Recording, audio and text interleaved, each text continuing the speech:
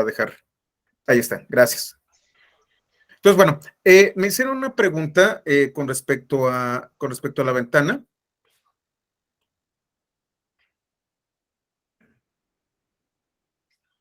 Con respecto a la máquina virtual, voy a hacerla un poquito más grande para que lo puedan ver. Entro como un usuario de Open Intelligence. La contraseña. No se preocupen, haciendo estas modificaciones vuelvo a subir la máquina virtual. Pues no tienen que hacerlo ustedes, pero es interesante. Estoy aquí y esto es un servicio. Este servicio se trae un contenedor que está en dentro de mi repositorio en el registry de Docker. Lo que voy a hacer es modificar el servicio para que exponga el puerto 4040. Lo que tengo que hacer es utilizar un editor, el editor que ustedes quieran. Y creo que es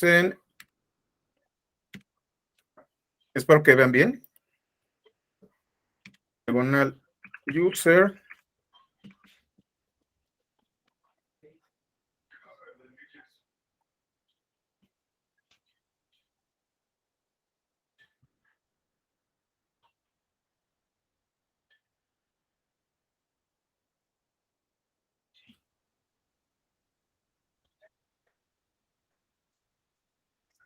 Espérenme.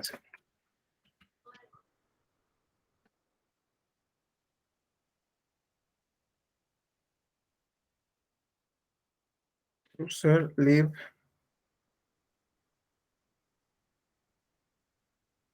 systemd.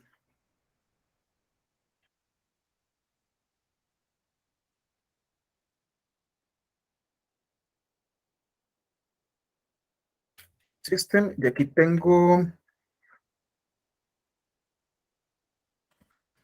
Jupyter Service. Esto es un servicio que tengo en mi máquina de Linux. Esto no tiene que ver nada con datos, pero bueno, F4 para editar. Voy a utilizar Vim. Y esto es el servicio que yo tengo para que cada vez que yo inicie la máquina, se ejecute el contenedor. Lo único que tengo que hacer es aquí añadir el puerto 4040.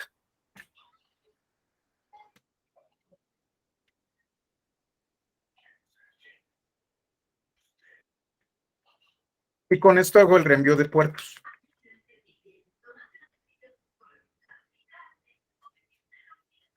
Guardo.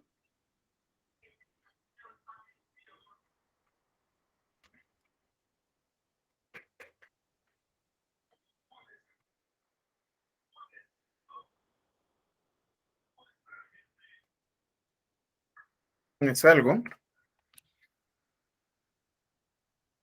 Y voy a detener la máquina virtual. No se preocupen, esto lo tengo que hacer yo nada más y ya luego subo la máquina. Ya está aquí y aquí en donde dice Pythonista Spark me voy a configuración. En configuración tengo red. Y aquí en avanzadas habla del reenvío del puerto, de puertos. Tengo varios puertos con el reenvío, lo único que voy a hacer es añadir otro. El puerto 4040 de mi anfitrión, de mi máquina, es el puerto 4040 del invitado, que es la máquina virtual. Denme un segundo. Lo pruebo y tan pronto como lo pruebe lo voy a subir. Así es como se hace. Entonces, déjenme lo pruebo. La inicio.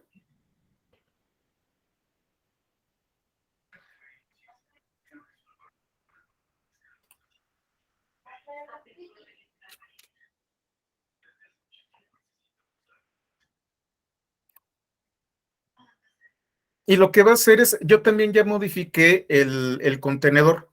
Entonces, lo que va a hacer es buscar la última versión del contenedor, la va a descargar y va a ejecutar el servicio. Vamos a ver si ya lo hizo. Es relativamente rápido.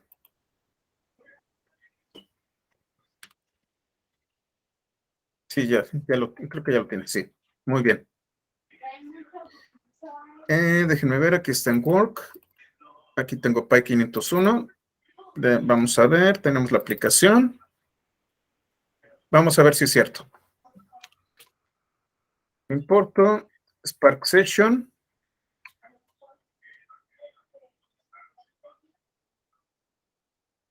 Ya debe de estar corriendo.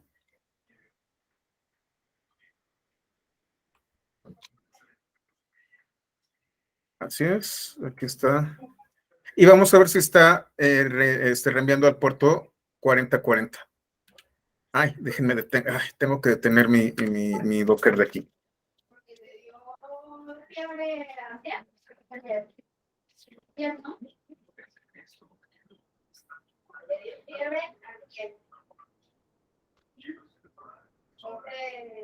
Ya lo detuve. Dejen reinicio la máquina porque si no, a ver, vamos a ver. Localhost, 2 puntos.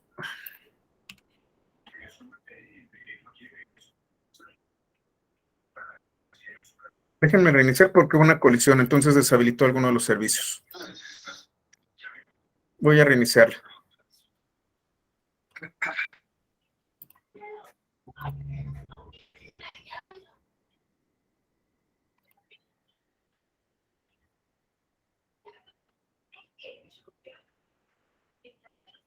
Voy a iniciar.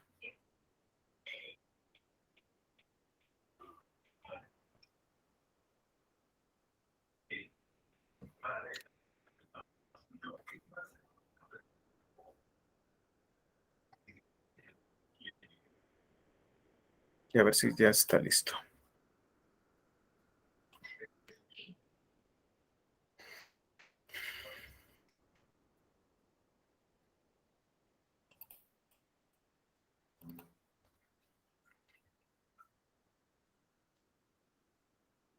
¿Cómo me choca esta cosa? Voy a utilizar Namaste.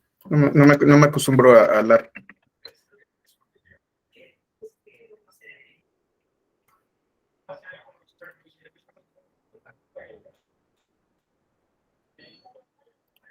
Voy a limpiar todo, tampoco para confundirme. Traigo mi sesión. La creo. Está levantando todo. Y si todo funciona bien, ya debe estar transmitiendo en el puerto 4040. Sí, ya está.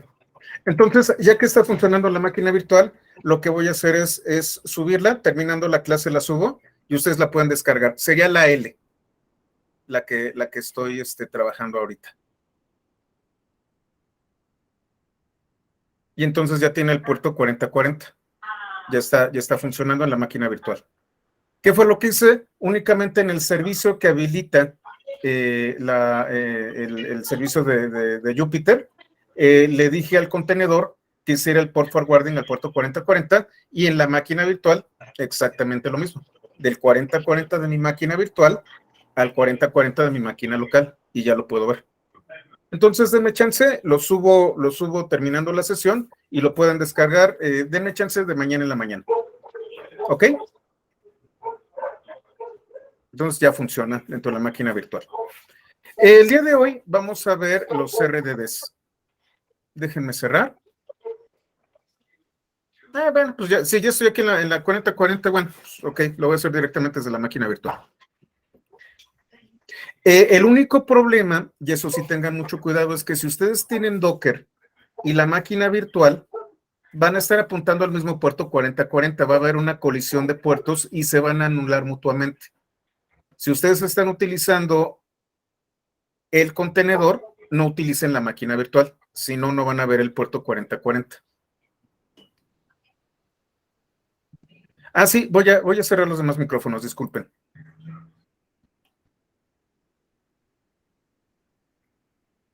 Listo, ya está.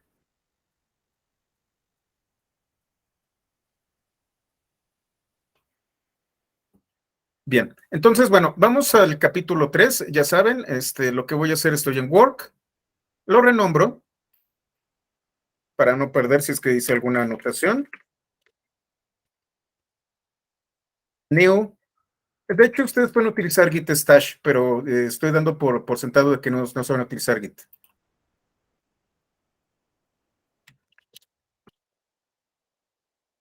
clon https dos puntos diagonal diagonal github.com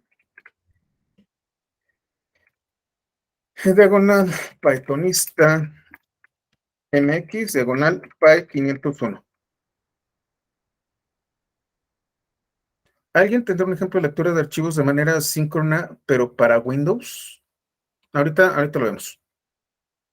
Ahorita me explicas qué es eso, Gerardo. Perdón, es que casi no uso Windows. De manera síncrona. Ahorita me dices. Bueno, ya me lo traje.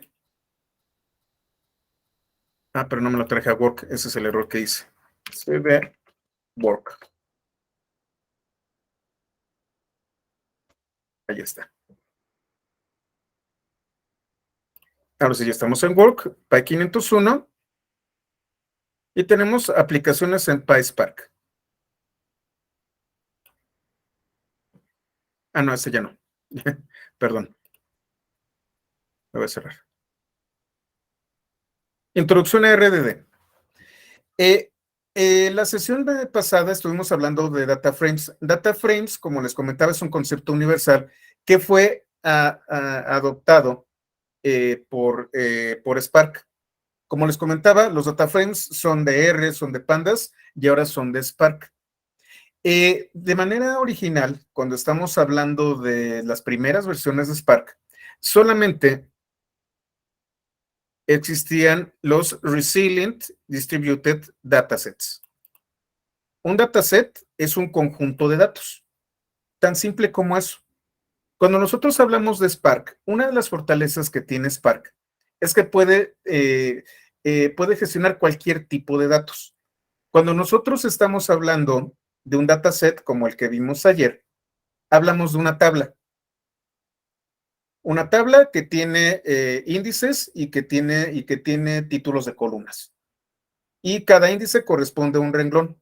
Entonces tenemos estructuras bastante bien ordenadas en donde las columnas son de un tipo específico y los renglones están numerados y ordenados.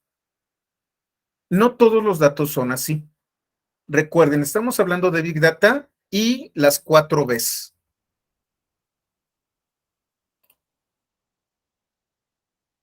Volumen, velocidad y variedad. Cuando nosotros hablamos de un data frame, ya estamos hablando de datos estructurados. Esa es la trampa del data frame. Para poder utilizar un data frame, tú ya debes de tener datos estructurados. RDD tiene la capacidad de poder guardar cualquier tipo de dato. Datos crudos, datos semiestructurados, como es el caso de JSON, o inclusive datos como tablas. Esa es la gran ventaja que tiene RDD. RDD es la base para los data lakes. RDD puede soportar cualquier cosa, es una colección de datos. Ah, ok, Gerardo. Bueno, ya ahorita vemos eso. Y no debe de tener necesariamente una estructura o esquema. Este es el principio de Big Data. Al final de cuentas, cuando nosotros hablamos de Data Lake y cuando hablamos de Hadoop y hablamos de Big Data, es una cantidad brutal de datos que no necesitan estar estructurados. RDD es la base. ¿Qué es lo que hace RDD?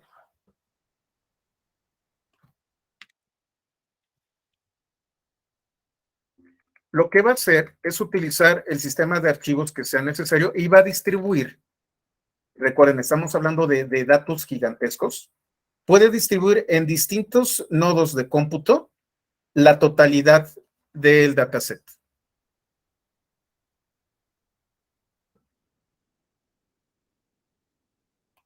Entonces, tengo todos los datos y yo puedo particionarlos tanto en el almacenamiento como en el procesamiento.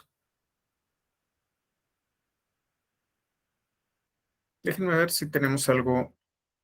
Bueno, no está por aquí. Bueno, ahora, además de que el RDD está distribuido por todo el clúster, en caso de que sea muy grande, el RDD es un elemento que tiene ciertas características. ¿Cuáles son sus características? u objetivos. Es más, las características principales.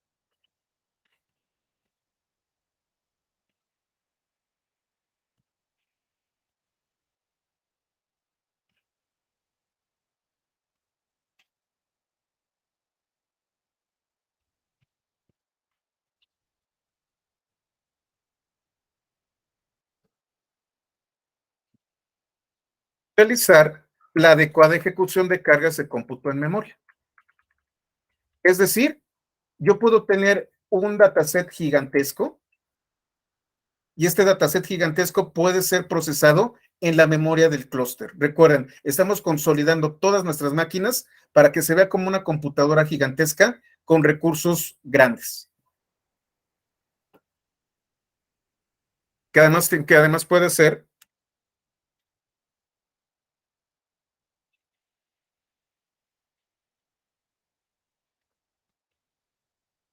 permite la ejecución de operaciones, evaluación perezosa o lazy evaluation. ¿Qué significa esto? Otra vez estamos hablando de grandes cantidades de datos. Lazy evaluation significa que solamente hasta que yo realmente necesite procesar el dataset y cree una nueva estructura, lo voy a ejecutar. Voy a optimizar los tiempos. No se crea al momento que yo le digo a Spark que cree el elemento.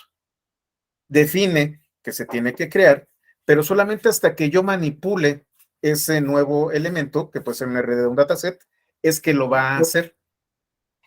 Entonces, por ejemplo, yo puedo iniciar una operación en donde defino un RDD al principio de mi aplicación y ese RDD lo voy a utilizar hasta el final de la aplicación. El RDD es definido al principio y es creado solamente cuando se va a manipular. Si nunca lo utilicé, nunca se va a crear. Y entonces, si yo tengo un RDD que su creación implica terabytes y nunca lo voy a utilizar, me estoy ahorrando todo el almacenamiento y todo el procesamiento de la creación de ese RDD. Estoy ahorrando recursos. Por eso, la evaluación perezosa es tan importante. ¿Qué otra cosa que tiene? Son estructuras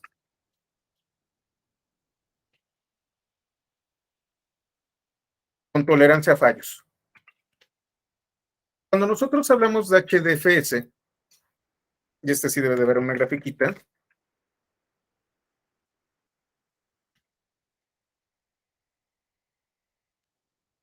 lo que hace HDFS, que es el sistema de archivos de Hadoop, se conoce como sharding o fragmentación. Lo que hace es guardar 3 veces dentro del clúster la información, la hace pedacitos y toma un pedazo y lo guarda en un nodo. Ese mismo pedazo lo guarda en otro nodo y ese mismo pedazo lo guarda en otro nodo. Normalmente guarda 3 veces la misma información. Entonces, si un nodo falla, un nodo de almacenamiento falla, está guardado en otro nodo. De hecho, así es como funciona estos arreglos de almacenamiento. Creo que es RAID 1, no me acuerdo muy bien.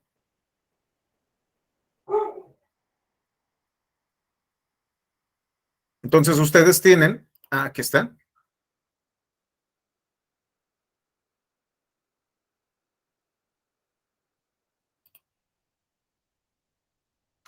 Ustedes van a tener pedazos de cada elemento, el A aquí, el A aquí y el A aquí. El B aquí, el B aquí y el B aquí. Están distribuidos por todos los nodos. Si uno de los nodos falla, por ejemplo, aquí C falló, tengo 2 copias del fragmento C en otros nodos. Esto lo hace tolerante a fallos. Sin embargo, esto viene con un costo. Efectivamente, es como los RAID en los discos. ¿Cuál es el costo? El costo es de que si ustedes modifican uno de los elementos, lo tienen que leer y escribir 3 veces. Y aquí es en donde viene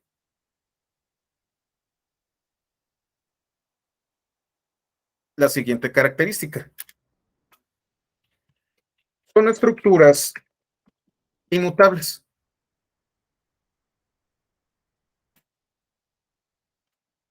Cuando hablamos nosotros de programación funcional, hablábamos de la inmutabilidad. De hecho, hemos hablado de funciones de primer orden como funciones inmutables.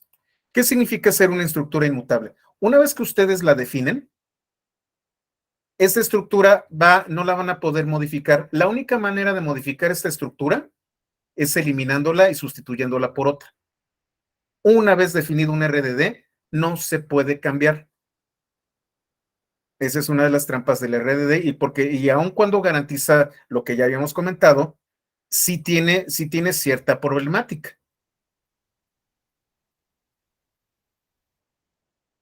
Ok, está bien, Héctor. La tolerancia a fallos, la evaluación perezosa y todo esto hace que estas estructuras sean inmutables. Una vez que yo las creo, están en el clúster y ustedes pueden hacer operaciones, pero una operación implica una de dos. Si la van a modificar es destruirla completa y sustituirla completa o a partir de estos datos generar un nuevo RDD. Esa es la inmutabilidad. Siempre van a tener esta capa inmutable que no puede ser modificada.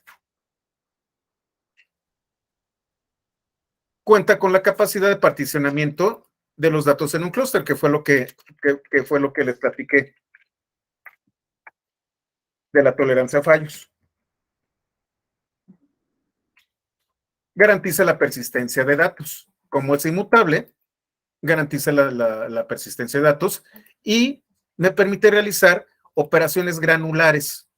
Es decir, tengo un RDD gigantesco, pero puedo identificar una sección del RDD sobre la que voy a utilizar, la que voy a hacer operaciones.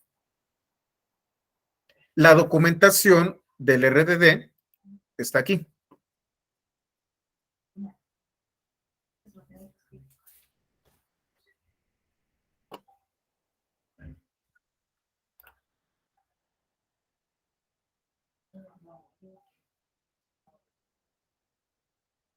Los RDDs, como les comentaba, ahí están aquí, perdón. Déjenme copiar la liga. Sí, buenas noches. Te los voy a colocar en el chat.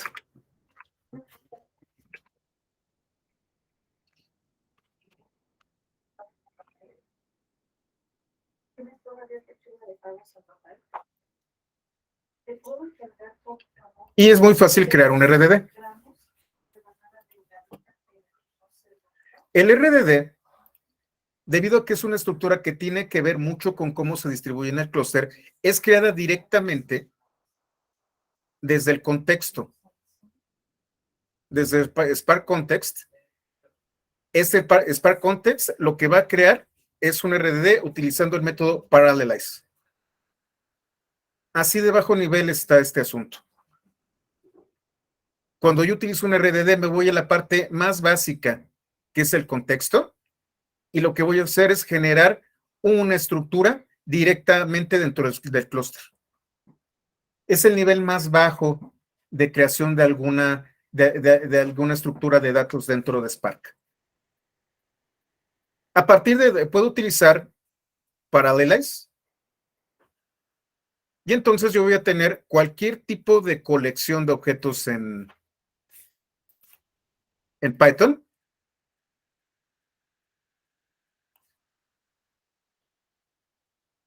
Y esto se va a convertir en un RDD. Ahorita vamos a ver qué es GLOM y qué es Collect.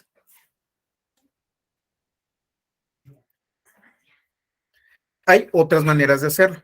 Bueno, yo tengo archivos, yo tengo datasets externos. ¿Qué es un dataset externo? Yo puedo crear conjuntos de datos, por ejemplo, en Amazon S3, y entonces tengo una conexión con S3. Puedo tenerlo en mi sistema de archivos. Puedo utilizar HDFS. Puedo utilizar, por ejemplo, Apache Hive.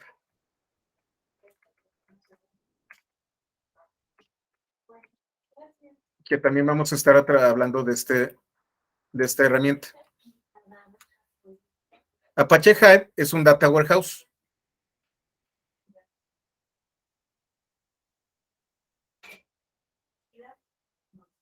que funciona con Hadoop. Recuerden, cuando hablemos de Data Warehouse, siempre hablamos de tablas. Hablamos de tablas y también hablamos de SQL para manejarlas. También puede ser un PDF, puede ser cualquier cosa, Gerardo. Un PDF o una colección de PDFs.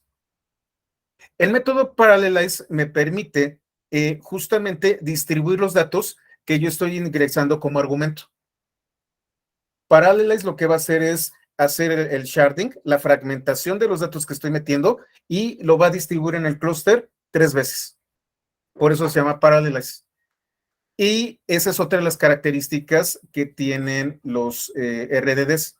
Ustedes pueden utilizar múltiples aplicaciones que van a acceder de manera concurrente al RDD. Por eso también es importante la inmutabilidad.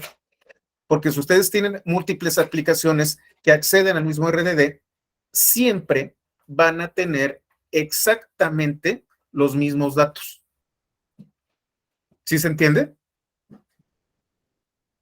Puedo tener cientos de aplicaciones consumiendo un RDD, pero debido a que el RDD es inmutable, todas las aplicaciones siempre van a acceder exactamente a los mismos datos.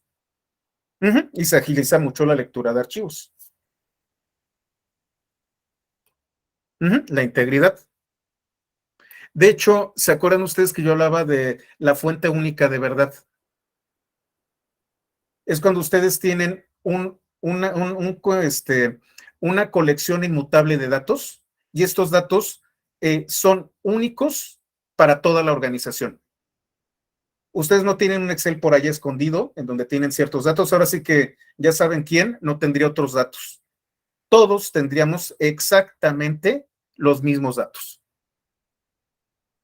Es nuestra fuente única, unificada de datos. Y justamente manejamos el teorema de CAP.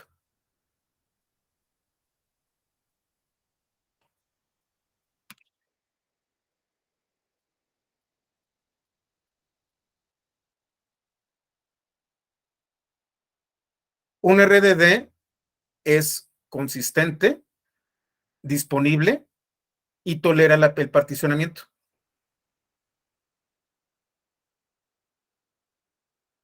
Consistente, ¿por qué? Porque es inmutable. Disponible, porque si uno o dos nodos del clúster fallan, de todas formas tengo acceso a la información y yo puedo tomar secciones del RDD, pero eso significa un nuevo RDD a partir de esa sección. Entonces, yo puedo ser tolerante al particionamiento. Esto también aplica para el almacenamiento. Es consistente, disponible y tolerante a la partición.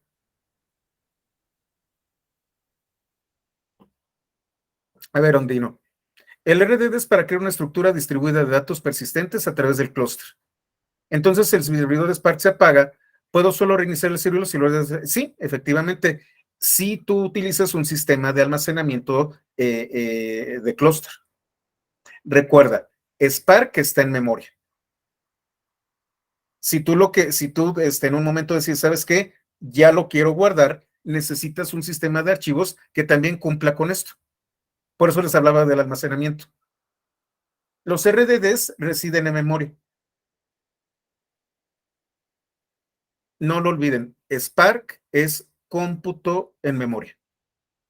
Si ustedes ya decidieron que el RDD es el bueno, entonces lo bajan a S3 o lo bajan a Data Lake Generación 2 o lo bajan a HDFS.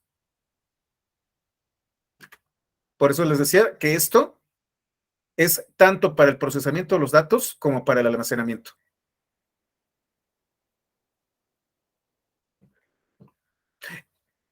Y sucede lo mismo con el almacenamiento, también lo guarda por 3. Ustedes van a tener varios nodos en donde van a tener el famoso caché y van a tener 3 nodos con un caché similar distribuido. Un ejemplo de HDFS y Data Lake, pues hay muchísimos. HDFS es el sistema de archivos de Hadoop. Ahí es en donde guardas todo. Ahí es en donde tú puedes guardar cualquier cantidad de información de manera cruda o desordenada. Y un Data Lake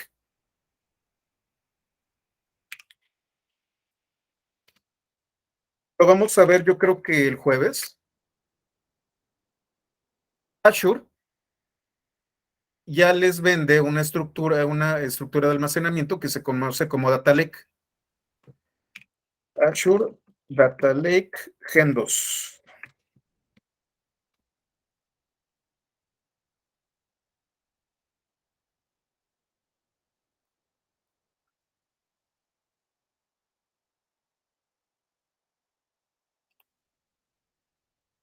Esto, por ejemplo, es la versión y la implementación de Data Lake.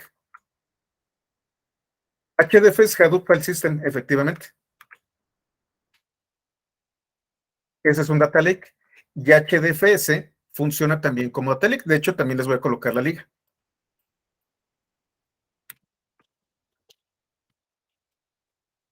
Esos son los ejemplos de Data Lake.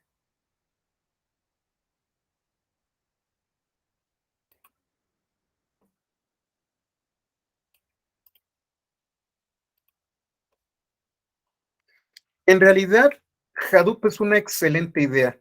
Es maravilloso. HDFS es una de las más grandes aportaciones para Big Data que han existido. En lo único en lo que lo regaron es apegarse demasiado al paper de MapReduce. Y lo que hicieron con Yarn y con MapReduce fue hacerlo demasiado rígido para hacer cierto tipo de operaciones. Y es ahí en donde Spark entró en acción y todas las falencias, todas aquellas cosas que le faltaban a Spark, perdón, a Yarn y a MapReduce, Spark las potenció.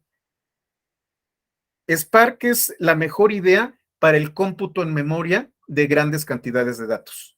Y HDFS es la mejor idea para desplegar Data Lakes.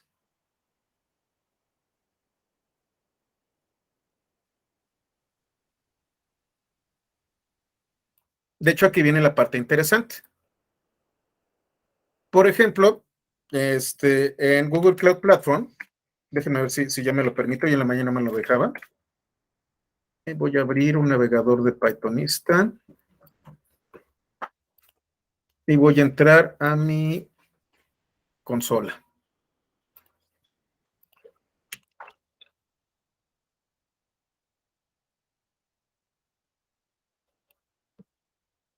Hay un producto, hay un servicio que se llama Dataproc.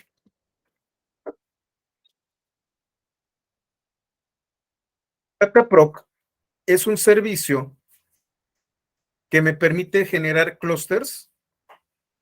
Aquí está, no sé por qué me dice que está las patas, no sé, que creo que voy a habilitar la API, vamos a ver. Denme un segundito.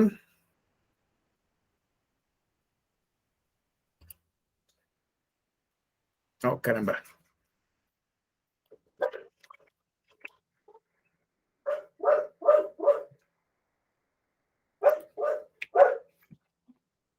APIs y Services and Services.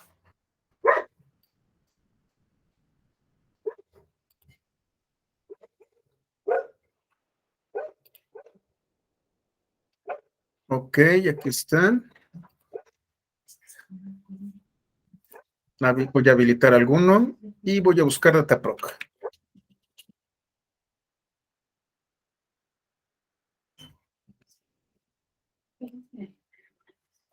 La voy a habilitar.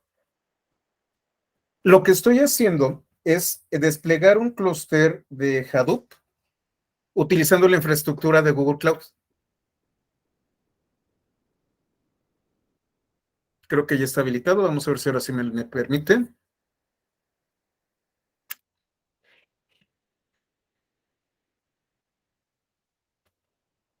A ver si no hay una espantosa X.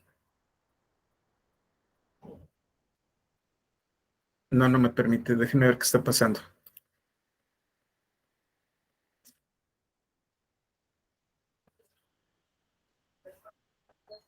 Bueno, déjenme la configuro y mañana lo hacemos.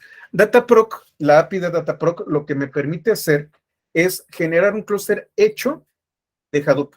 Es un clúster de máquinas que tiene HDFS, que tiene sus nodos de almacenamiento y tiene sus nodos de cómputo, y yo puedo gestionarlos. Y además yo puedo instalar Spark, puedo instalar Hive, puedo instalar todo lo necesario para que funcione. Esto es un clúster que se conoce como gestionado. Yo coloco las unidades de cómputo y almacenamiento y las gestiona automáticamente Google. En el caso de Azure, están más avanzados.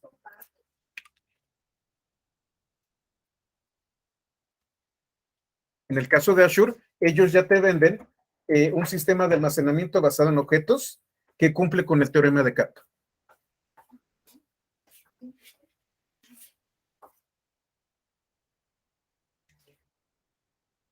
Sí, claro que sí lo podemos hacer. Primero vamos a trabajar con esto que tengo aquí y ahorita vemos lo del CSV. Cualquier tipo de dato lo pueden tener. Es más, el ejemplo tiene que ver con algunos lo van a odiar, porque es el texto completo del Quijote de la Mancha. Sí, algunos empezaron a sentir escalofríos nada más de acordarse de lo que tuvieron que hacer en la prepa.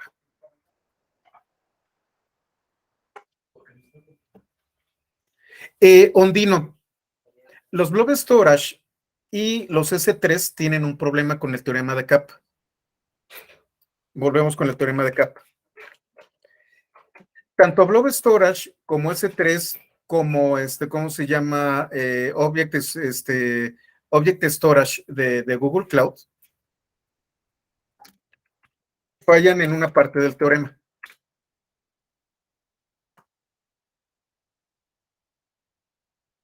Sí, son consistentes, pero si ustedes están utilizando un almacenamiento multiregión, no son de alta, perdón, son de alta disponibilidad, me estaba confundiendo, porque si ustedes utilizan un sistema de almacenamiento multiregión, si falla una región, tienen la otra región a la que pueden acceder. ¿Cuál es el problema que tiene? La consistencia. Si yo soy un usuario que está en Canadá y manda sus datos a almacenarse a cualquiera de estos S3 o Blob Storage o Object Storage de GCP, voy a llegar a la instancia que está más cercana a Canadá y se va a guardar ahí. Pero de repente yo tengo este mismo almacenamiento en Asia. Va a pasar quizá unos milisegundos, quizá 1 o 2 minutos, en donde los datos del Blob Storage de Canadá no son los mismos datos del Blob Storage de Asia. No siempre es 100% consistente el Blob Storage. Sí, efectivamente, hay retrasos. Lo que estamos haciendo para que haya un data lake a partir de estos sistemas de almacenamiento de objetos, y me voy a adelantar un poco a los apuntes, es Delta. Delta es un proyecto hermano de Spark. Tanto Delta como Spark es una creación de Databricks. Y entonces yo voy a tener sistemas de almacenamiento en donde tenemos 3 etapas que los habíamos comentado. Bronce, en donde tengo datos sin estructura. Silver, en donde yo tengo tablas refinadas, semiestructuradas. Y Gold, en donde yo ya tengo tablas completamente estructuradas. Esto utiliza la tecnología llamada Delta. Esto lo vamos a ver, así que no se preocupen, hay tutoriales y todo esto.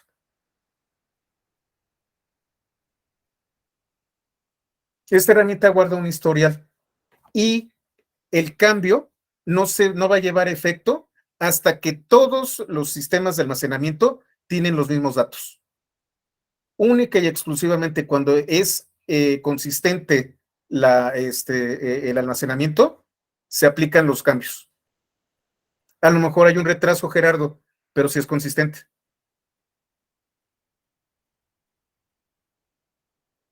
¿Sí se entiende? Entonces, cuando el usuario de Canadá manda el dato sí es recibido por el nodo de Canadá. y lo va a pasar al nodo de Asia. Y una vez que se detecte que tienen la misma información, se publica el cambio, no antes. Y entonces ya tienen consistencia. Lo vamos a ver. Entonces, la segunda mejor idea con respecto a Big Data y que sale muy barata es Delta. Porque los precios de los Blob Storage son bastante bajos. Y con Delta, además de que son bastante bajos, garantizamos el teorema de Capta.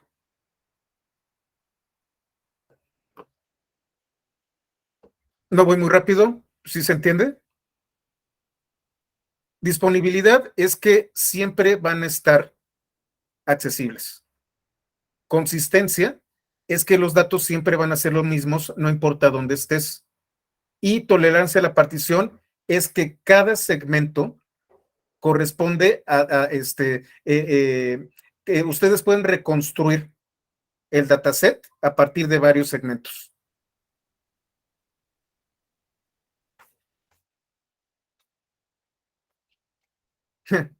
Perdón, Gerardo, voy a bajarle un poquito. Otra vez, el teorema de CAP es un teorema bastante viejo. De hecho, lo voy a colocar en delta, que nos dice, nos habla de las características de un data store, un almacenamiento de datos. Estas características son consistencia, es decir, siempre que accedo a la base de datos, siempre voy a tener el mismo dato. Consistencia significa, y sobre todo cuando hablamos de bases de datos relacionales, tenemos una transacción. Si la transacción se queda en un estado intermedio, no se escribe a la tabla, simplemente se desecha la transacción. Solamente hasta que la transacción está completa, se hace un commit a la base de datos. No hay estados intermedios. Es si se hizo el cambio o no se hizo el cambio. Disponibilidad. Si falla una parte del sistema, otra parte, quizá con un poquito de baja en la calidad del servicio, les va a dar el servicio.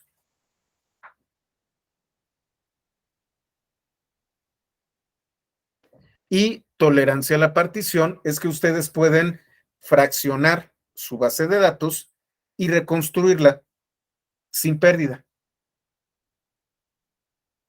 ¿Queda claro, Gerardo?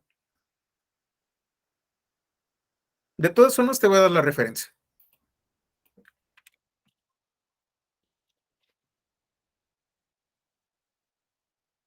Ah, pues el de IBM.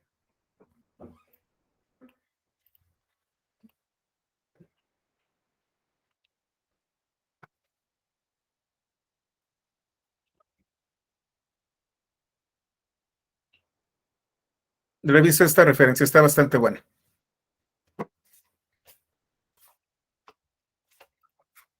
Pero otra vez, el teorema de CAP también aplica a cómputo en memoria.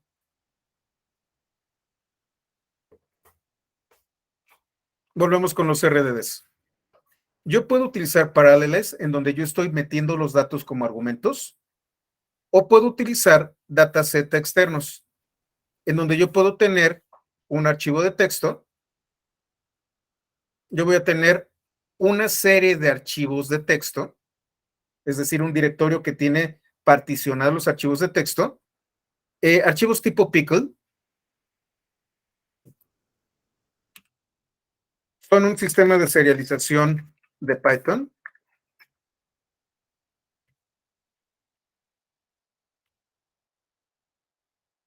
Es entonces persistencia de objetos.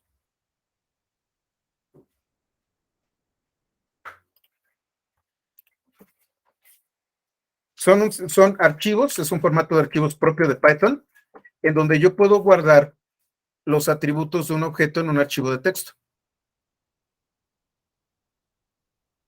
Y se llama pickle, como pepinillo en inglés, o salmuera. Y tengo sequence file. Sequence file es una secuencia de datos que pueden vivir, por ejemplo, en Hadoop. Si yo ya tengo un data lake en Hadoop, yo puedo acceder a ese data lake con Sequence File.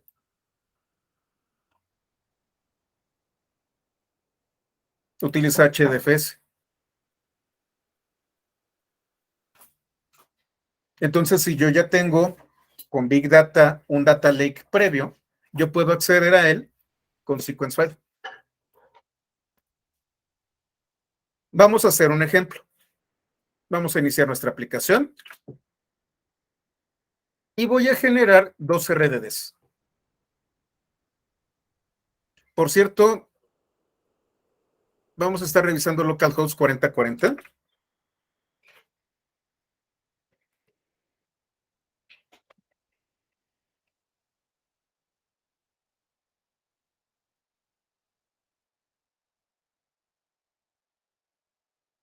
Anda lento, ahorita veo qué pasa.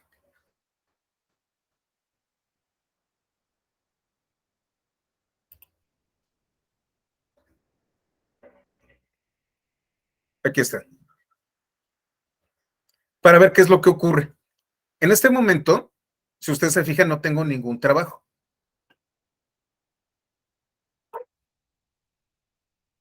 Y acabo de que, y lo que voy a hacer es crear un RDD a partir de una lista de Python, en donde tengo un entero, tengo tres enteros, otro objeto tipo list que contiene enteros, un entero y un entero. Tengo 1, 2, 3, 4, 5, 6 elementos. Uno de los elementos es un objeto de tipo list. Al RDD no le importa. Tú mete datos. Entonces tengo un RDD que está hecho en escala.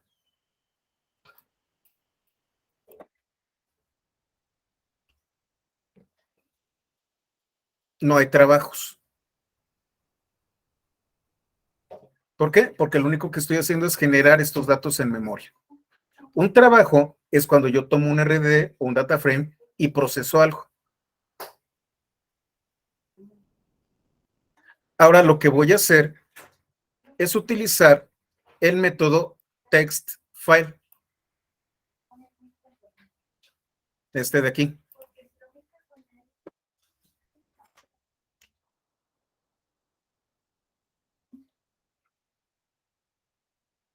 Lo que voy a hacer es leer un archivo de texto. ¿Qué archivo de texto?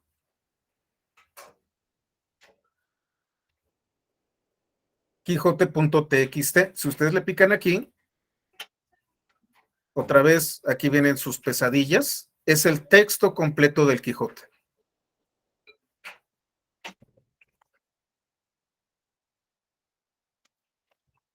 Este texto lo extraje yo del proyecto Gutenberg. Y como ven ustedes, tenemos varias líneas y muchas líneas son líneas vacías.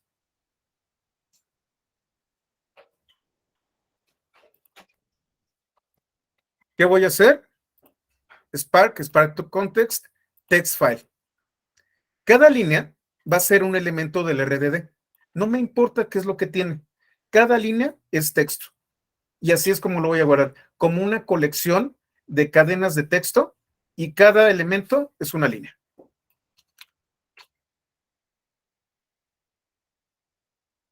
Vamos a ver los trabajos otra vez. Siguen sin haber trabajos.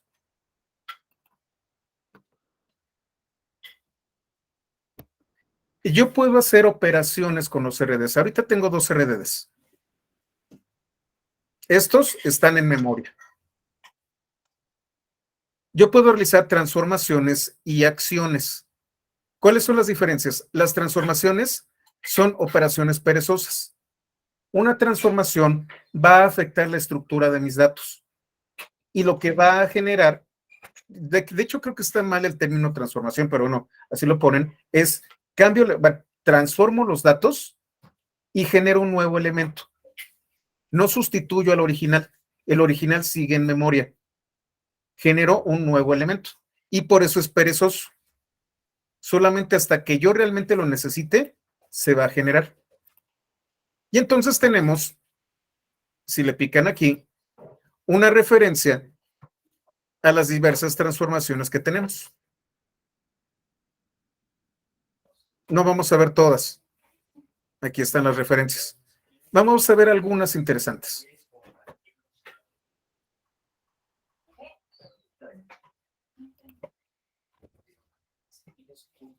De todas formas, bueno, y las acciones. Las acciones lo que van a hacer es hacer operaciones con los datos de un RDD y regresarme un valor. Una acción puede ser reduce, como lo vimos, puede ser collect, que me regrese un objeto tipo list, count, que me puede contar el número de elementos, first, el primer elemento, take, me va a tomar cierta cantidad de elementos y así sucesivamente. Y si se fijan, hay uno que se llama Save as Text File. Este lo vamos a ver más adelante.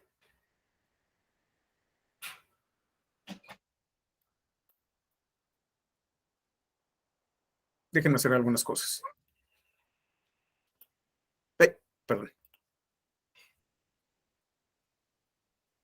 Las transformaciones generan un nuevo RDD y las acciones extraen datos a partir de operaciones con un RDD.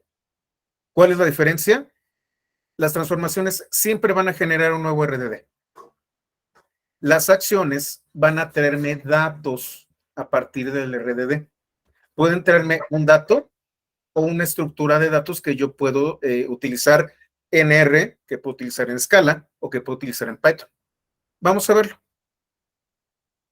Tengo el método count. En todos, si le pican, está la documentación. Con count voy a traerme el número de elementos que contiene un RDD. Contiene 6 elementos. Si ustedes recuerdan, los RDDs son perezosos. Vamos a ver qué pasa aquí.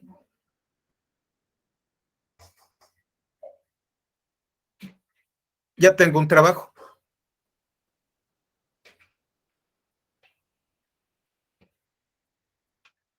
Y este trabajo tiene 2 etapas.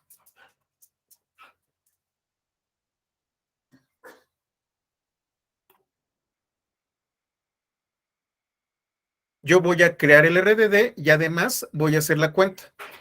Aquí hay un DAG. Tengo Parallelize. Es decir, aquí ya estoy creando mi RDD por primera vez.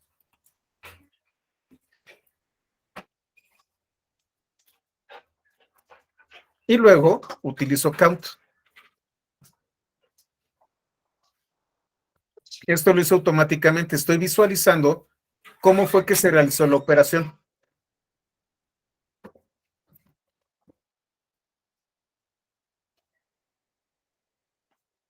Un trabajo no es lo mismo que una tarea. Un trabajo tiene 2 tareas.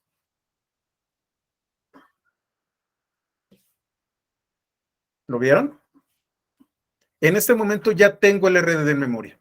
Solamente hasta que apliqué el count, se ejecutó el RDD. Se creó el RDD. Y ahora voy a utilizar texto. Lo que va a ocurrir aquí va a ser algo similar. Ahora sí va a leerse el Quijote, mucho más rápido que cualquiera de nosotros, y va a contar el número de líneas que tiene el texto. Tiene 37,209 líneas el fregado Quijote. Volvemos aquí. Ya tengo 2 trabajos. Es otro count. Tiene 2 tareas este trabajo. Extraigo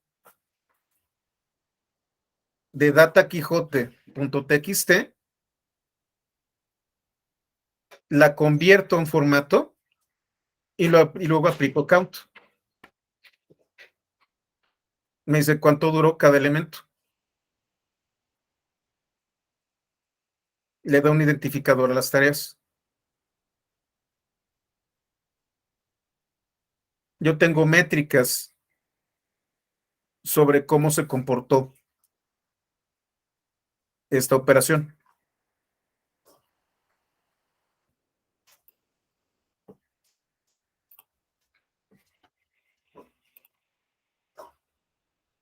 Voy a traerme el primer elemento del RDD y el primer elemento de lista. Primero de lista. Este fue muy rápido. 1. Aquí yo tengo 3 trabajos. El último trabajo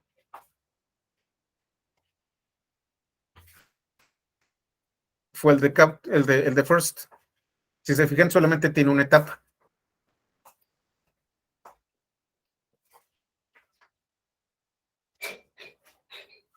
Ya está. Si se fijan, yo ya tengo uno, que es el RDD. Ese es el stage 1. El stage 2 es el first. Tengo una etapa previa en donde se creó el RDD. Lo mismo sucede con first. La primera línea del texto.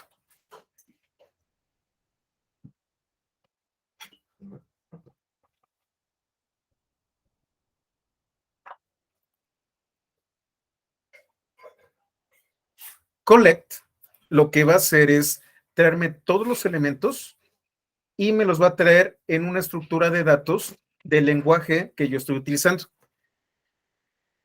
Collect me va a generar un objeto tipo list con cada línea del Quijote.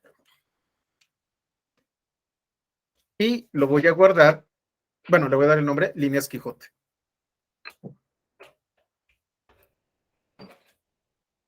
Tengo 37.209 elementos y voy a traerme los primeros 15 elementos de mi objeto tipo list.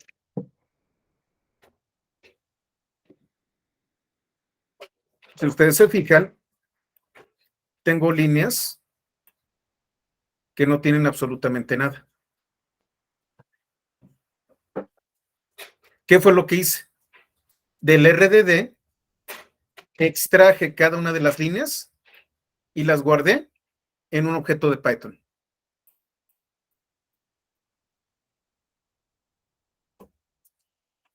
Volvemos aquí. Vámonos a los jobs.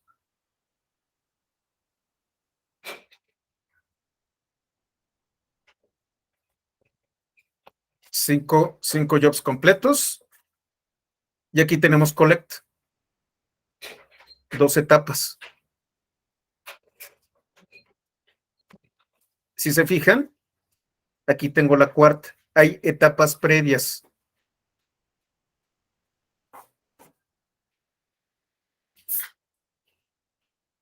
Del Quijote me traigo en la etapa 4 de este RDD, lo convierto.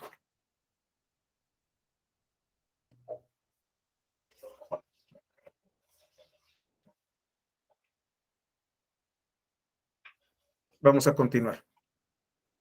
Ya no me voy a regresar tanto al grafo, lo voy a ver un poco más adelante.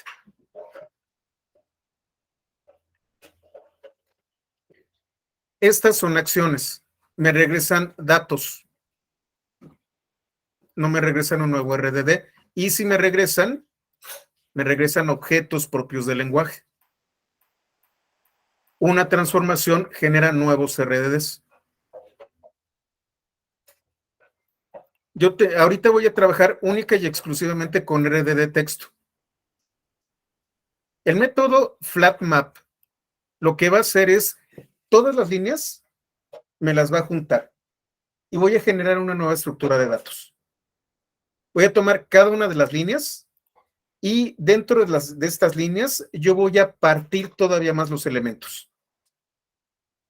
Este es un método de cadenas de caracteres de Python que se llama split.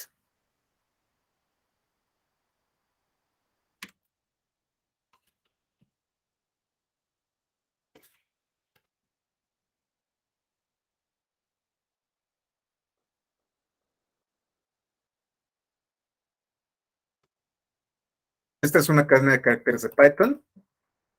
Tengo un método split. Y le voy a decir que esta cadena de caracteres me la parta, ¿no suena eso? Cada vez que se encuentre un espacio.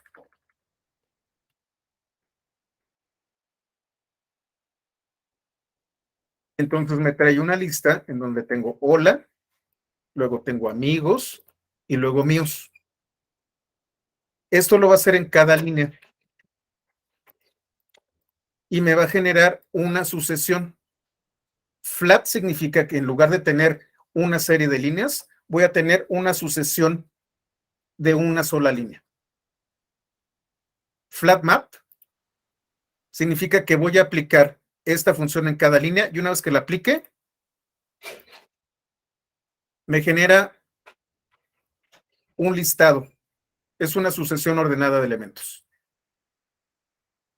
Entonces, esto que hice aquí con 3 caracteres, lo va a hacer para todos los caracteres del Quijote.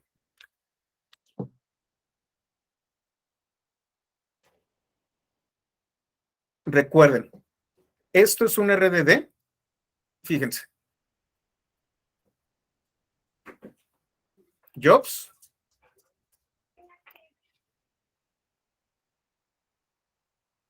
Voy a tener que darle más recursos a la máquina virtual.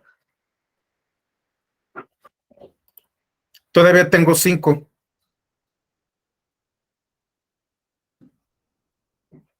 ¿Por qué? Porque esto es perezoso. Sí, ya está definido, pero todavía no va a ejecutarlo. Solamente hasta que sea necesario. ¿Cuándo va a ser necesario? Con el collect. Porque collect me va a traer una lista de Python con todos y absolutamente con todas las palabras del Quijote.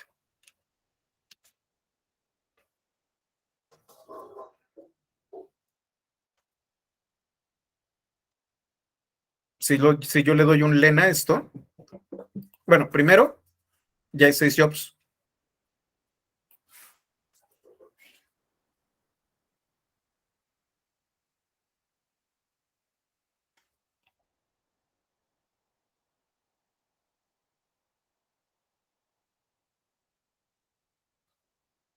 Aquí tengo collect y aquí se genera la transformación.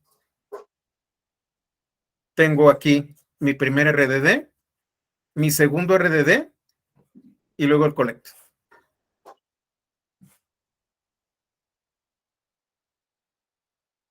Y estos son los detalles.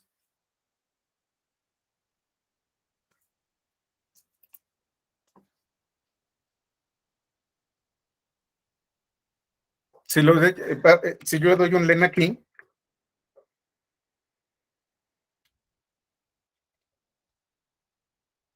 tengo 389,876 palabras.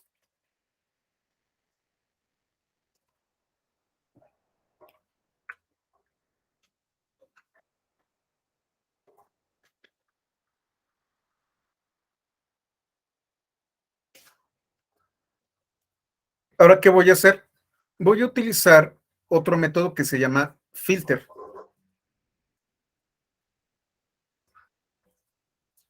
Collect lo que hace es extrae los datos, Ondino, y me los trae me los trae a mi interfaz. Me los trae al intérprete de Python en una estructura de Python. Es una especie de extracción de datos. Es como un despliegue, pero de un más bajo nivel.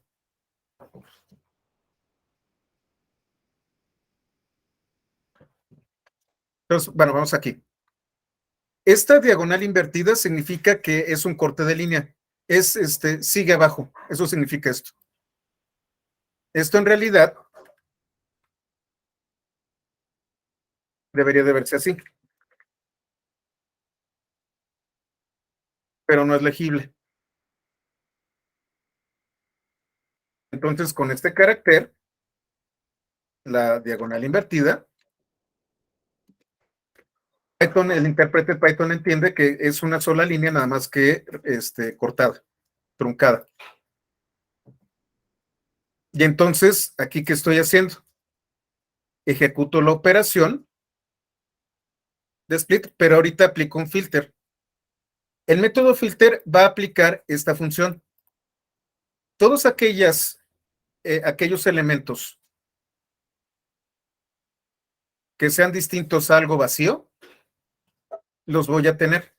¿Qué estoy haciendo? Estoy eliminando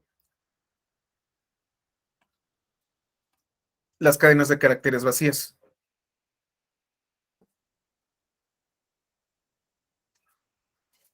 Y no solo eso, ahora se llama palabras Quijote.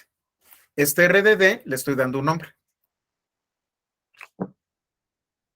Vamos a ver los jobs. Ya voy a tener creo que 8.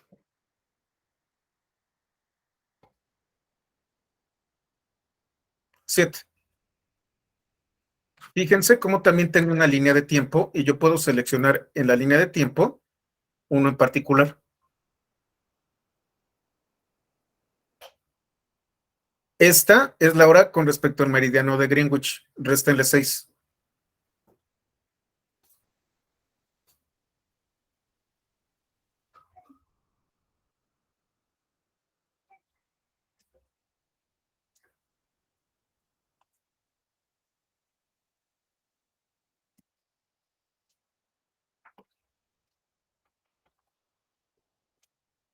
Vamos a seguir. Palabras Quijote es un RDD. Cuando yo le doy collect, entonces va a haber un nuevo job. Ahí viene el octavo job.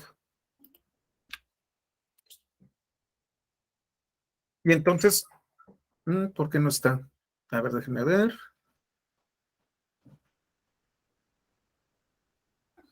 Voy a colocarlo así, va de nuevo.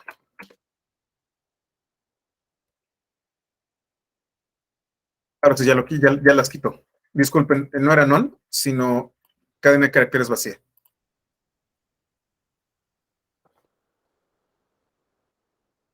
Ya tengo 9 jobs.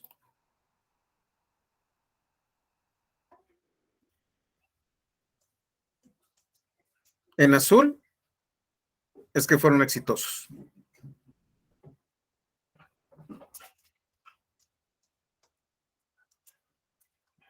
Volvemos aquí. Ahora yo voy a contar las palabras. Aquí es en donde se pone interesante el asunto. Es más, le voy a colocar aquí un continuar abajo para que lo veamos.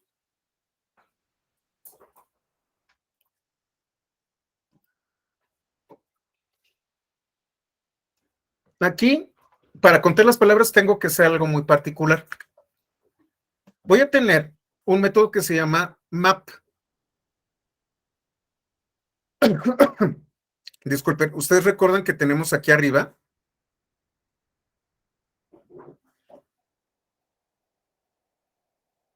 un método que se llama flat map. Con este lo que hago es hago particiones más pequeñas y las convierto en lugar de una serie de líneas en una sucesión de elementos. Map va a aplicarse a todos los elementos. Disculpen.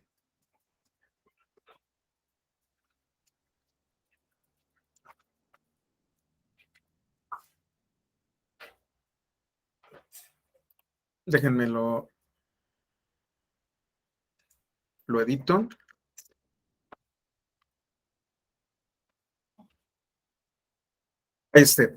Map lo que va a hacer es aplicar la función a cada una de las palabras.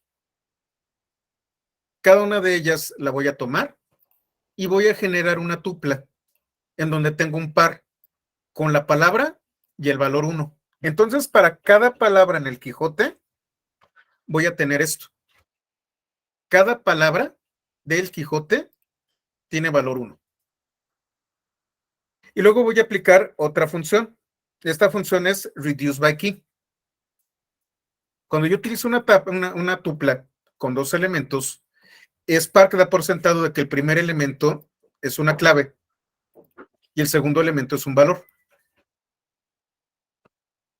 Reduce by key va a tomar todos aquellos elementos que se repitan, va a generar un stream de todos estos elementos y va a aplicar, recuerden reduce,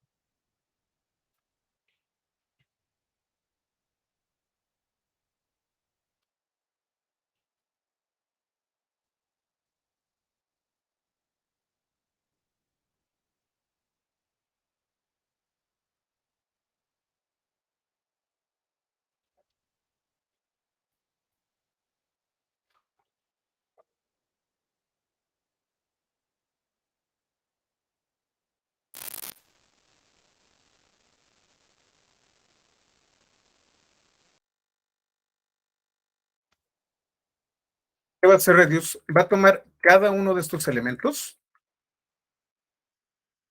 va a hacer 1 más 2, y el resultado más 3, y el resultado más 4, y el resultado más 5, y el resultado más 6. Eso es reduce. Tools.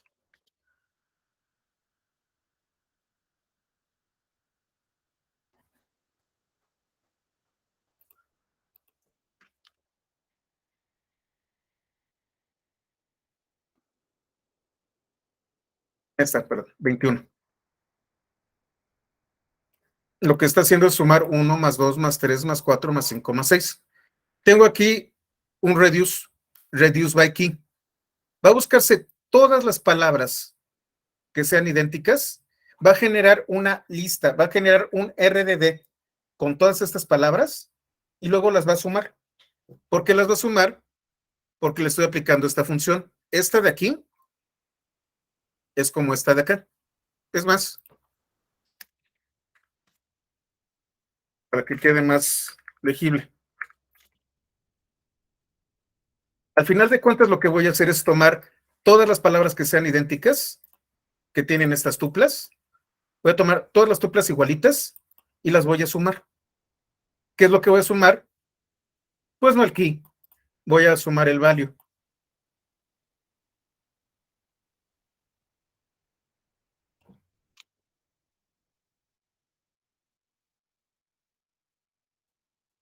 Y entonces, lo que voy a tener es una lista de las palabras y cómo se repiten en el texto.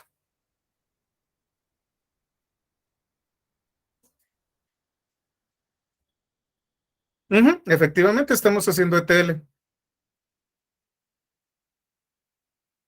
Ahora las voy a ordenar con sort by.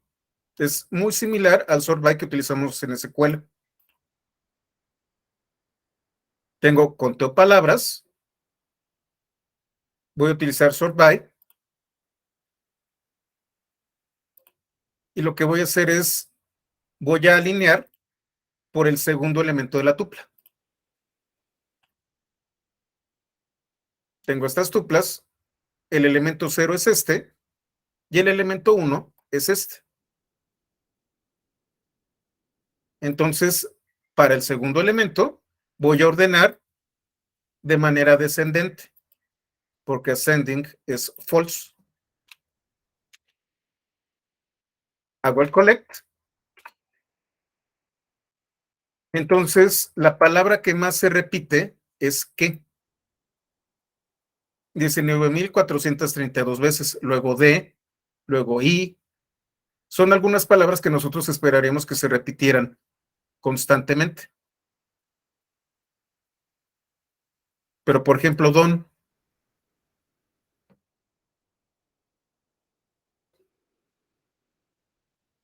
o Sancho, o Quijote, aquí encontramos las que se repiten más veces. Están en un orden descendente.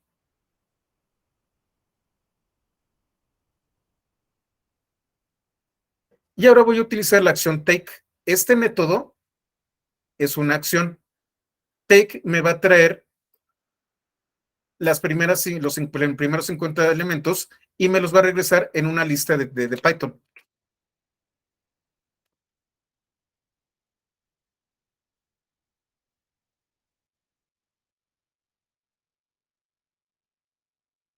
Ahorita estuvimos viendo paso por paso cada uno de los elementos. Nosotros se pueden eliminar los puntos. Sí, claro que sí, Tobias. Podemos hacer muchas modificaciones a los datos. Eso lo vamos a ver de manera avanzada.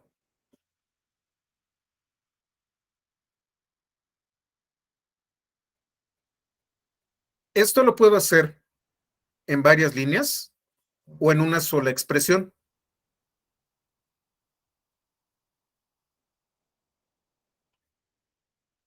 ¿Qué estoy haciendo? Del RDD original, aplico el flat map. Esto me va a regresar un RDD. Este RDD tiene el método filter y se lo aplico y me va a dar otro RDD. Luego le aplico a este nuevo RDD map y sale otro nuevo RDD al que le aplico reduce by key. Nuevo RDD, sort by. Y este último RDD le digo que me traiga los 50. Vamos a ver el grafo de esto.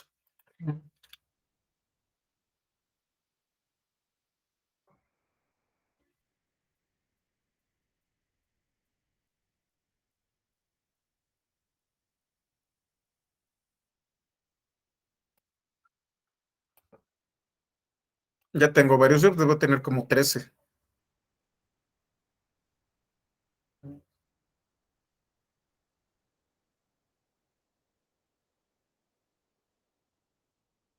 Anda lenta la máquina virtual, sí tiene pocos recursos. 17 jobs.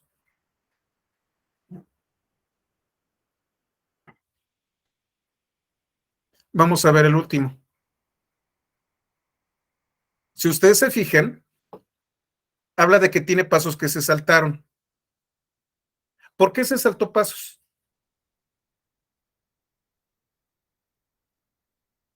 Recuerden, Spark va a optimizar el uso de la memoria. Si yo ya tengo un RDD que se creó previamente, no lo voy a volver a crear, simplemente tomo el que es idéntico. Por eso se saltó 2 pasos.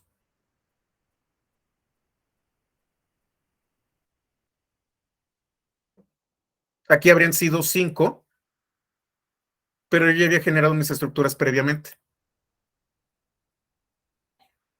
Y entonces este es el último trabajo en donde tengo un grafo más complejo.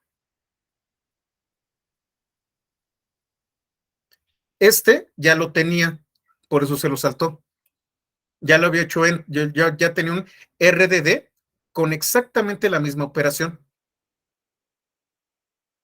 Tomar los datos del Quijote, convertirlo,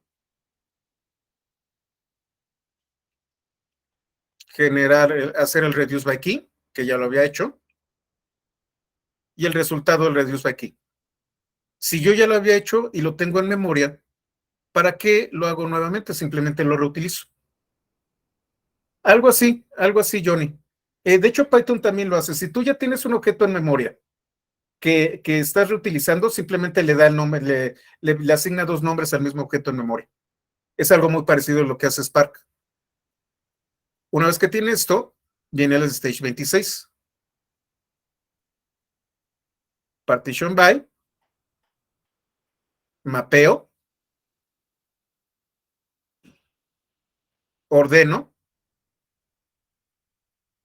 lo regreso. Si ustedes se fijan, un orden de pares, pairwise RDD. Y luego sort by. Siguiente etapa. Hago un map y este es el último, donde regreso el collect. Vamos a hacer esto. Voy a detener en este momento la aplicación, reinicio mi kernel y limpio todo. Y me voy a saltar los pasos y me voy hasta el último. Si ustedes se fijan, en este momento localhost 4040 no tiene nada porque cerré la aplicación, entonces no hay una sesión.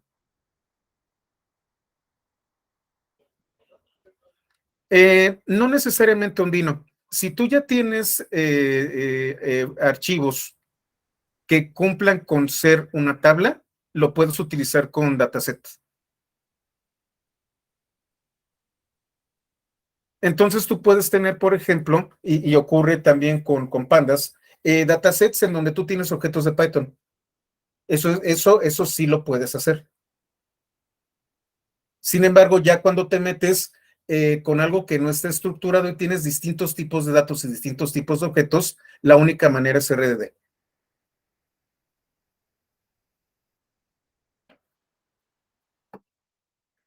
Me voy a saltar pasos. Genero mi sesión.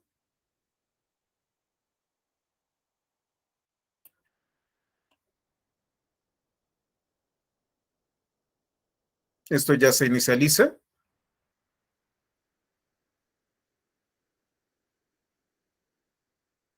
Bueno, mientras lo hace, continúo aquí. Y voy a traerme RD texto, lo voy a leer. Otra vez, aquí no hay ningún job. Definí RD texto, pero no lo he utilizado. Me salto todos los pasos y me voy a este final.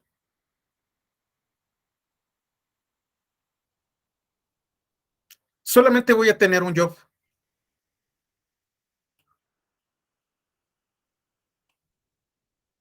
A mí no tengo tres porque tres.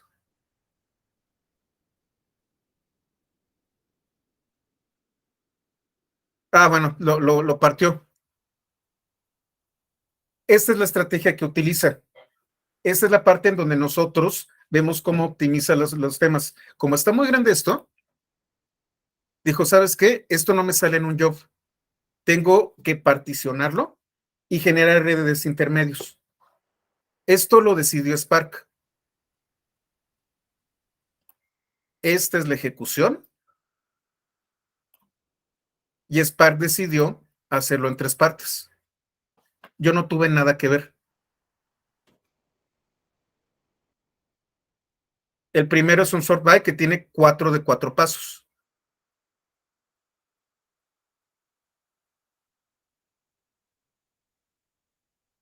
Con esto, optimiza el uso de los recursos.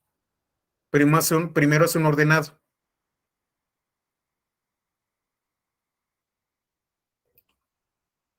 A partir de esto, yo ya tengo una estructura sobre la que puedo aplicar los siguientes pasos.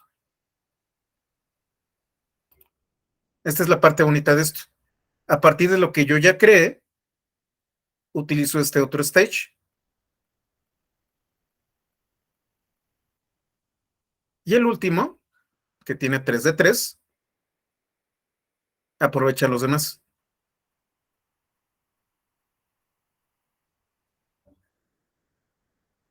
Optimiza el uso de los recursos. Busca la mejor ruta, crea un plan y genera los jobs. Y con el DAC podemos ver cómo funciona. Está bien bonito, ¿verdad? Les dice exactamente qué es lo que está haciendo. Y una de las grandes ventajas es que genera una estrategia que optimiza los recursos. ¿Qué es lo que se recomienda? De hecho, esa es una parte de la sintaxis de Spark. En lugar de estar haciéndolo por partes,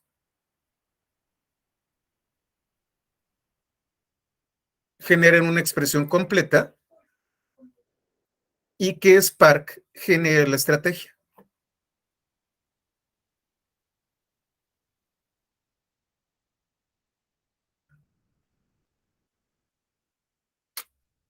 Y bueno, pues por último, tenemos operaciones de escritura.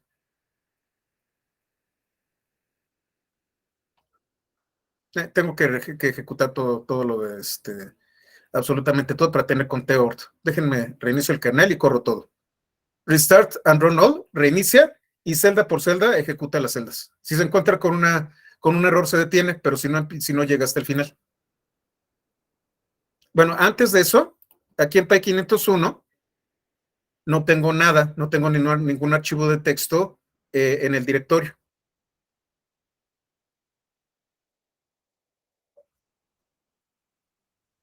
Va a ejecutar línea por línea desde el principio. Todas las operaciones que hicimos las está ejecutando línea por línea. Y como no hay ningún error, va a llegar hasta el final.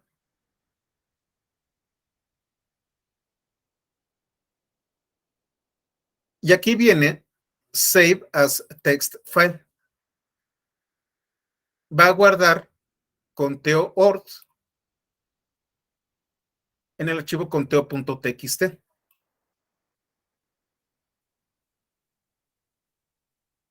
Conteo.txt que se creó hace unos segundos. Y aquí viene también la parte interesante. Yo puedo decirle el tamaño máximo que van a tener mis datos. Y entonces yo puedo particionarlos.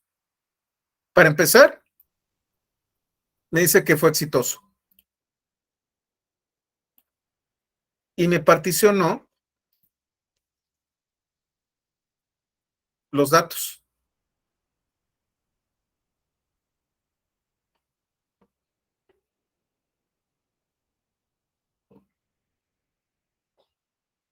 ¿Cómo me traigo los datos?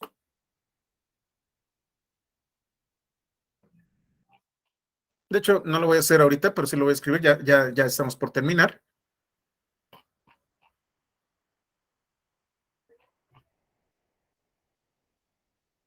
Whole text files.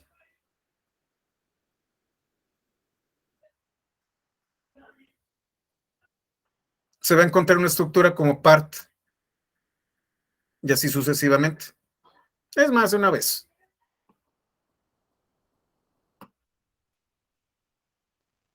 De una vez.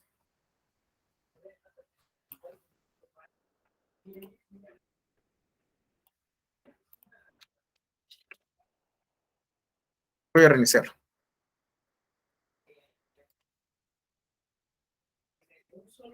Listo. Creo sesión.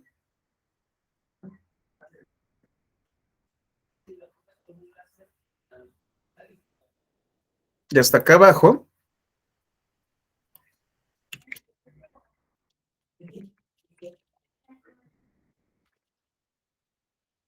Utilizo esta convención. Esta convención es propia de Python. Scala utiliza el camel case. Como ustedes prefieran y como se sientan más cómodos.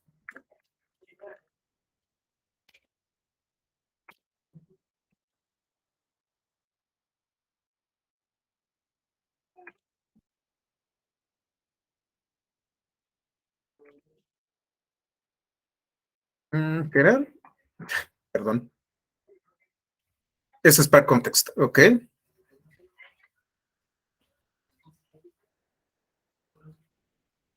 Y es whole text file.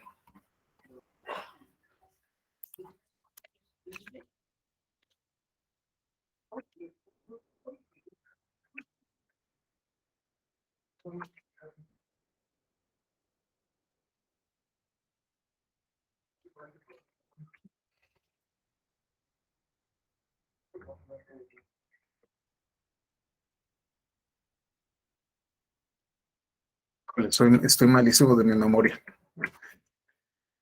Disculpen. Con tab. Las opciones las colocas con tab. Ahorita les enseño. Es whole text file con W. Ahí está. Punto. Tab. Y aparecen todas las opciones, el menú desplegado de opciones. Whole text files y la ruta.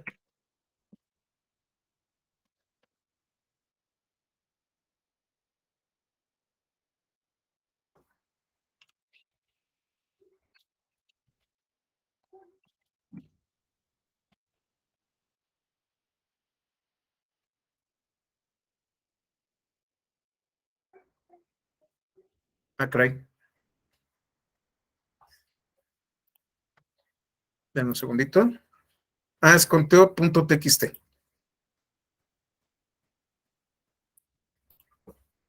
Fíjense qué fue lo que hice.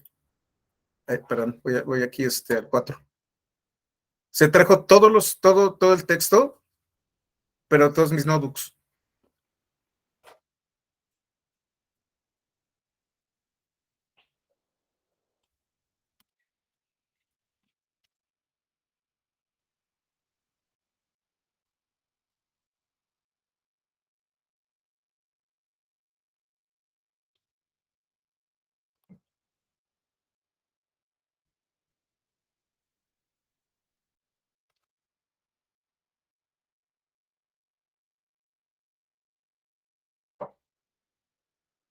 Esta es la estructura que se trajo, pero ahorita lo que está haciendo con el collect, como ya no tengo líneas,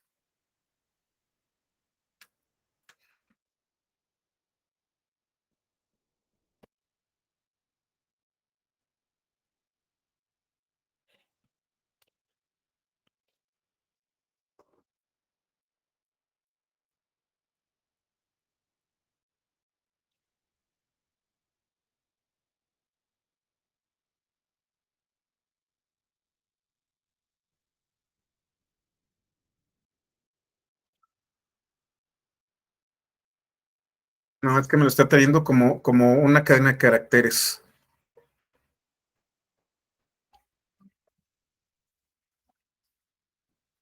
Déjenme ver cómo lo puedo traer bien. Lo trajo. Aquí está el dato.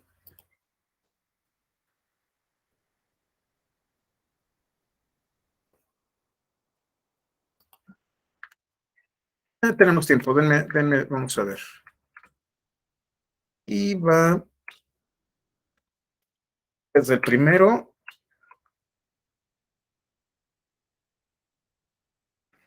hasta el final. Vamos a ver.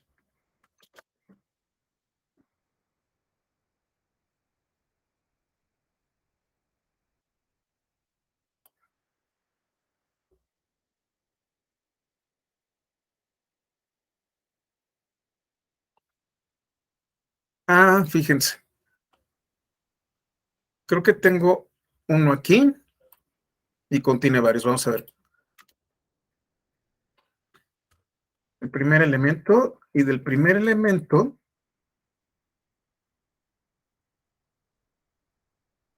no está haciendo un pegado tal cual, sino que me está trayendo cada uno de los elementos. Ahorita lo arreglo. Déjenme, voy a Whole Text Files.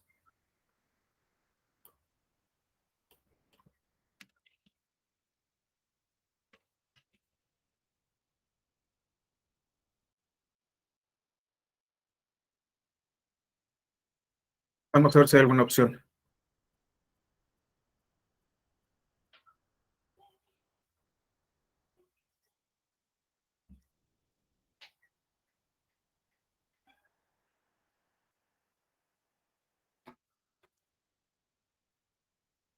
No, me está trayendo archivo por archivo. Necesito juntarlos. Vale. Si ustedes se fijan, me está trayendo lo del primer archivo y lo del segundo archivo. Y cada uno es una tupla que contiene pequeñas tuplas. Ok, déjenmelo de tarea para dejárselos mañana para que vean cómo funciona. No los voy a dejar con la duda, lo voy a arreglar para que lo puedan ver con Whole Text Files. ¿Cómo lo vuelvo a traer? a partir de los archivos que yo tengo aquí.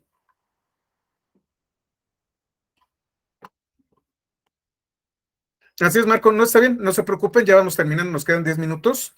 Eh, es posible que el jueves tenga que salir de la ciudad, todavía no me lo confirman. Entonces, de una vez, para que todos estemos de acuerdo, posiblemente el jueves no esté y el viernes empiece el puente. Sería una grosería que en viernes después les dé clases. Déjenme ver qué es lo que hago. De todas formas, mañana sí hay clase. Mañana vamos a ver formatos de archivos, vamos a ver Parquet y vamos a ver algunos elementos de streaming. Y el jueves está tentativa la sesión. Si tengo que salir de la ciudad, pues no voy a poder estar, pero todavía no me confirmo. ¿Ok? Entonces, mañana sí hay sesión. Sí, claro que sí, Eric. De hecho, ¿me pueden confirmar si están todos los videos? Dejo de grabar y por favor confirmen.